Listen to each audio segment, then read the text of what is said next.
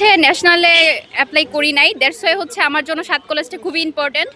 তো যার কারণে হইলে আমি সবচেয়ে বেশি খুশি হব, দেন তারপরে আমার ফ্যামিলি। এক্সাম সহজ হয়েছে, তো হচ্ছে এখন আমার জন্য যেমন সহজ হয়েছে সবার জন্যই সহজ হয়েছে। তো প্রবলেম হয়েছে গিয়ে নেগেটিভ মার্ক। এখন আমার জন্য যেমন সহজ, সবার জন্য যেহেতু সহজ, তাইলে একটু প্রবলেম পড়ে গেছি। যদি একটু হার্ড হইতো তাইলে হয়তো বা আমি একটু মানে বুঝতে পারতাম যে আমি চান্স পাবো কিনা, কিন্তু এখন আমি কনফিউজড, কারণ হচ্ছে কি আমার মতো সবারই এক্সাম ভালো হয়েছে।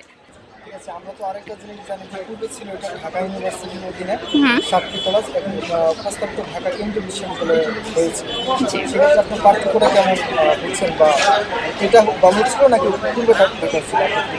আসলে পূর্বেরটা বা আগেরটা যে মানে এখন বর্তমানেরটা, দুটার মধ্যে যে পার্থক্য এটা আমি এখনো বুঝতে পারছি না, কারণ আমি আগের স্টুডেন্টও না, আমি নিউ। তো আমার হচ্ছে নিউ, তো হচ্ছে সব কিছু ফিলিংস হচ্ছে নিউ অনুভব করতে পারছি। তো আগেরটা বেটার ছিল না, এখন বেটার ছিল সেটা বুঝতেছি না। আমার পড়াশোনার উপর ভিত্তি করবে, বুঝতে পারবো যে আমি আসলে আগেরটা ভালো ছিল না, এখন একটা ভালো আছে। এটা রাষ্ট্র হচ্ছে কি আমি একজন বৈষম্য বিরোধী ছাত্র আন্দোলনে ছিলাম, এবং ইভেন হচ্ছে কি আমার জেলায় আমি একজন পদে, একটা ভালো পদে আছি। তো সেই জায়গা থেকে আমি এনসিপির সাথে আমাদের রাষ্ট্র গঠনে সর্বোচ্চ চেষ্টা করব, এবং রাষ্ট্র গঠনে সর্বোচ্চ কাজে সবসময় নিজেকে রাখবো। এখানে আসার পরেও আমি এনসিপির সাথে যুক্ত থাকবো।